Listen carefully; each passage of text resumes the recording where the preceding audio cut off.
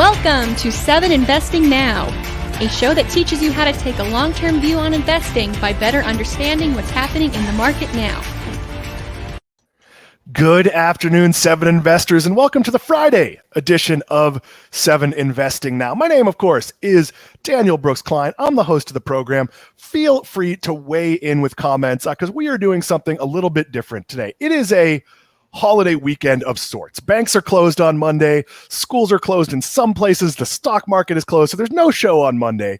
So we're going to do a quick show. I am flying solo with, of course, our director-producer, JT Street. He is going to play my Ed McMahon, my Andy Richter. That's generational, depending on which one it is for you. For me, it's definitely Andy Richter.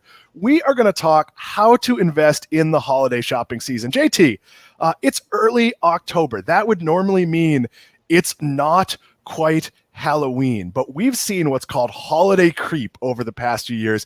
And this year, it is unbelievable. October is the kickoff of the holiday season. We have seen Amazon, Walmart, other major retailers start making holiday moves. There are reasons in past years I don't like that. There are actually reasons this year why it has to happen. And we are going to get into that. Again, this is going to be a quick show, just a little appetizer to kick off your weekend, to give you something to listen to while you're driving to wherever you might be driving. But before we talk about 2021, which as someone who celebrated 2000, the Y2K New Year's not that long ago, just saying 2021 sounds like I'm talking about some magic place in the future.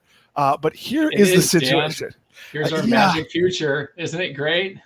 So let me ask you, last year, 2020, we were in the middle of the pandemic. Things seem bad. Holiday sales, where do you think they netted out in 2020? Were they up? Were they down? Was it big one direction or the other?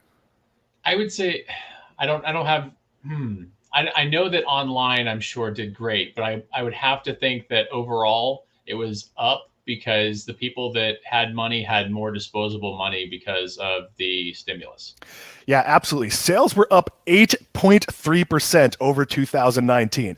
Historically, that is about double the average. The average is 3.5%. In 2019, it was 4%. We have a little bit of a chart on that from our friends at the National Retail Federation. If you want to pull this up, it just shows that holiday sales have steadily grown, but last year was a big jump. Why is that? Well, we'd all been stuck inside. We all were a little bit miserable, and we were spending money. But you mentioned, and thank you, Ravi Shah. We appreciate you watching and welcome back. We know everyone can't watch live, so we're always happy when you do it. But what happened last year is you mentioned online sales were good, and they were, but at the absolute peak, they were 20% of the total. When we got to December, no matter what was out there in terms of the pandemic, people just went like, well, I haven't gotten my husband a Christmas gift yet. I'm going to put a mask on, grab some sanitizer, and go to the mall. Mall traffic at A-level malls actually returned to historic peak levels in December last year. So it really isn't what we thought it was. But let's look at what this means for investors. And I believe we have a graphic for that as well. Did a lot of graphics for this show. So if sales are only flat this year, they're still up on a 2-year basis more than the historical average. So 8.3% divided by 2 is going to be more than 3.5%. But if sales are flat on a company by company basis, you're going to see the media paint the season as a failure. What you really need to look at is the 2-year comp sales stack. Last year might be an anomaly. We might have seen a lot of people do things like buy laptops, like buy desks. This is basically what happened with every retailer. They had a really good last year. Some of them did not have a comparatively good this year, even though the numbers were still good. We will get to your questions as later in the show. So what are you looking for as an investor? I think this is absolutely important. Now, retail, I know, isn't the sexiest area to invest, but it is also a safer area than most to invest. So what do you look for? Omni-channel matters. What does that mean? Customers want to look at it in the store, order it for home delivery, look at it at home, buy it in the store, buy it on their phone, pick it up at the curb, buy it online, return it in the store, whatever it might be. And that's not something you can invest in quickly. That is something you have to do over time. So you want to look at the retailers that have really, really made those investments, because you can't turn on a dime. We saw this with like the Toys R Us collapse. By the time you know what you've done wrong, it is almost certainly too late to fix it. That might not be true with, say, Macy's and Kohl's, which have relatively good balance sheets, but it's probably true with Macy's and Kohl's. Size matters. The bigger companies essentially have first dibs on merchandise. So you are going to you're going to hear things like supply chain, and those are words. The supply chain is a problem. You know who's not going to be out of stuff? Amazon, Walmart. Now, will you be able to get everything you want? No, we've had supply chain issues throughout the year where you might go to the store and there is a 2-pack of Brawny paper towels and a 12-pack of Bounty paper towels. And you have to decide, do I want the off-brand? Do I want more paper towels than I need? That's probably going to happen when it comes to electronics. I had to buy my son a laptop during the worst of the pandemic, and I pulled up a list from our friends at CNET. I have some friends who work at CNET of the best laptops under 500, and I just kept clicking on the Amazon links until there was one that was in stock. Like and like 3 of them were out of 10. That's what this holiday is going to look like for big retailers, for the most successful retailers. It is not going to look good for the less successful retailers. You are going to see, and I've talked about this back when I ran a toy store, and I ran a very successful multi-million-dollar toy store. I had to place my Christmas orders in the summer, or in some cases a full year in advance when you're talking Lego or puzzles or other things that are not made in the US. Well, if a big company, if back then Toys R Us was sold out of Legos, you know whose order they took? Mine. And that is a problem. That can happen. That is going to happen. So this is going to be a winner's win. What else should you be looking for this holiday season? It's very likely that practical gifts may rule the day. You might see people getting winter coats and laptops and things for the house, air fryers, whatever it might be. Toys are going to be harder to find than usual, but that won't hurt overall sales. Why do I say that? Because you're going to get your kids gifts. And if you can't get them exactly what they want, very few parents are good at going like, you know what, the Cabbage Patch Kids boy, am I dating myself there, are out of stock.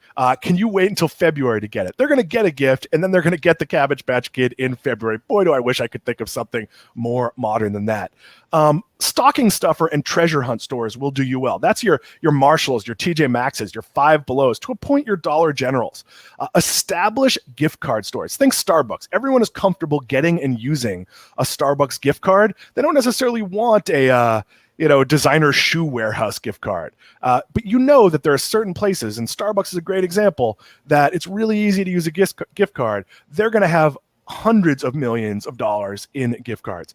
Travel and experience gifts will also be big. We are seeing a resurgence here in Florida of people booking travel. JT, have you booked any trips? Are you even thinking about going anywhere, or are you just hunkered in tight in Texas? I'm definitely thinking about going places, but we have a 3-year-old who's not able to be vaccinated yet. So we are still hunkered down until she can get safe, and then gosh, we've got to go somewhere because there's so much buildup. Our very own Matt Cochran is staying at my vacation place this weekend. He is at Disney World as we speak. I'm glad I could be a part of making that happen. How do you invest in retail? This is an important one because you don't just go buy the high flyers. There are some tricks to this, and we have a graphic for this as well.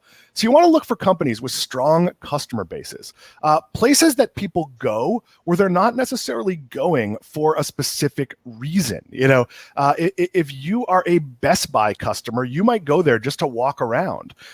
This holiday season is probably not going to give lesser players much of a chance to steal business because we don't have these concentrated days where, oh my God, there's a giant line at Dick's Sporting Goods. You know what? I'll just go next door to this lesser store and see what they have. That's just not going to happen as much. And how consumers feel about a brand is going to matter when items aren't available exactly when customers want them. You are going to trust if you have a relationship with, I'll use Dick's Sporting Goods again. If you know that when they tell you it's coming in 2 weeks, it's coming in 2 weeks, there is a better chance for that. And technology is going to matter. Apps, ability to communicate with customers, ability for, say, a Nike, which has put a lot of money into direct to consumer, to say, hey, this is out of stock, but we can get it to you in a month, or here's when you have to come online to try to get another shot at that. The companies that have not done that do not have you in their digital ecosystem, they are not going to be able to do that. What about shipping companies? Everyone asks me this, like, oh, should I invest in auxiliary plays? Well, if you had to, everyone knows I'm pretty bullish on Shopify, which does do some shipping, but it's basically an all-in-one auxiliary play. I would argue that they're one of the four big retailers in the US.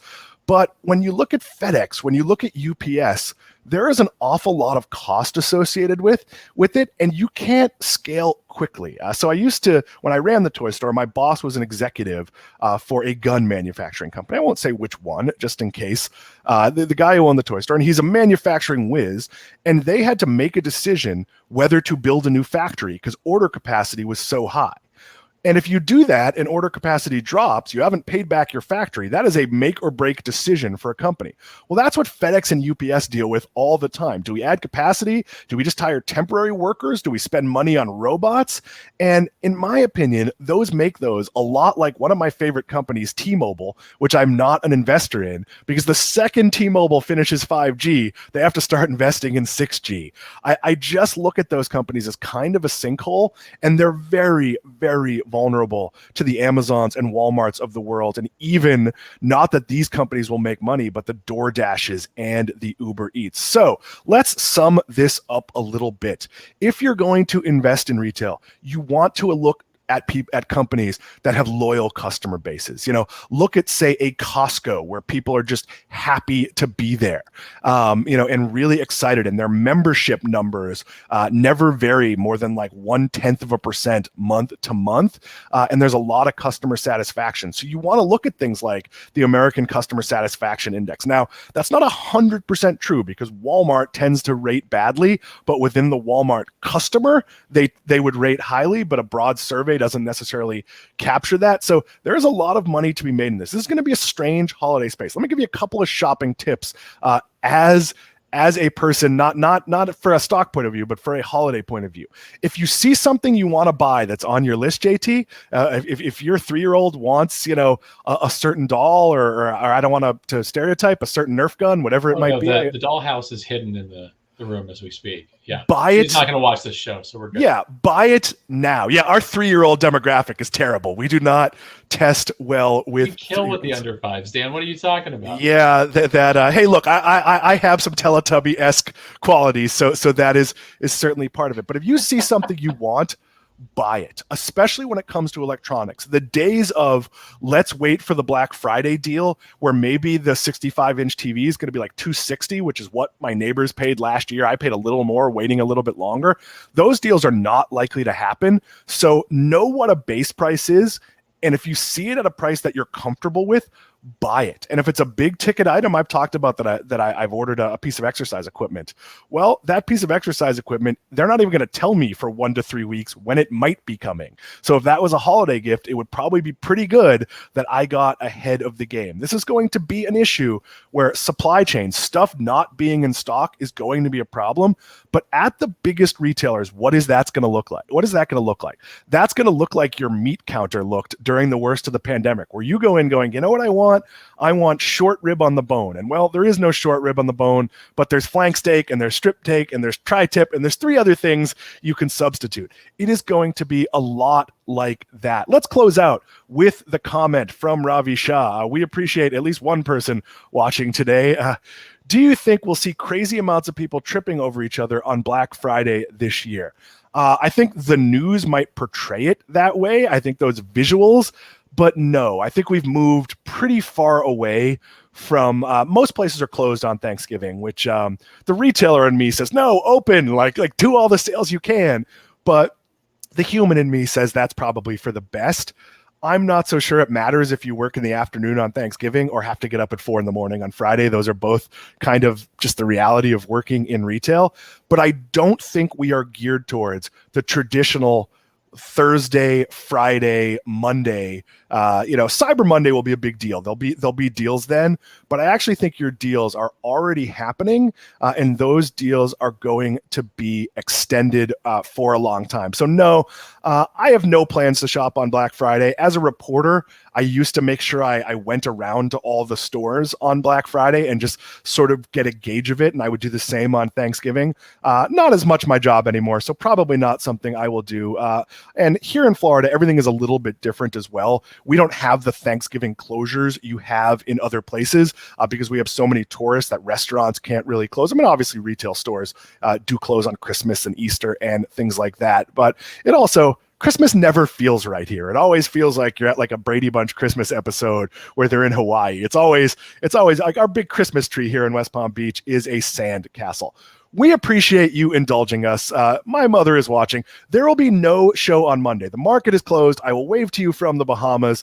I am not sure what we're going to do on Wednesday. We will be back with the entire team on Friday. It's the third Friday of the month. So if you're a 7 Investing member, we are going to do our members only call. What does that mean? We do a show that looks like this, but it's all of us. It's all 7 of us, or usually it's 6 of the 7 of us because someone will have something going on. Usually Sam Bailey, our marketing director, will be there. And what can you do? You can ask us questions about any of our 7 investing stock picks. You can ask us about a stock you heard us talk about if it's one that we own or we're thinking about buying it. You can ask questions that you don't get to ask on this show. How do you become a member? You go to 7investing.com/subscribe. And if you use code NOW, because this is, of course, 7 Investing Now, you will get $10 off your first month. I know this wasn't the typical show we normally do, but we are taking advantage of the fact that it is a light listening time to do a light interest topic that I care about perhaps more than most people. Hello to my mom who just logged in. But with that being said, if you'd like to get in touch with us, that is info@7investing.com. That is usually Steve Symington. Occasionally it's Max Chatsko. If you have a question for one of the rest of us, they will forward it on. We are a very collaborative team. If you would like to interact with us, we are at 7 Investing on Twitter. That is the number 7 Investing on Twitter. And of course, if you see people pretending they are us, let us know. We have more fake accounts than I have ever imagined possible. Hey, Twitter, let's figure that one out. Thank you, JT Street, for indulging me. Thank you, 7 Investing audience. We will see you at some point next week. Not entirely sure when. See you then.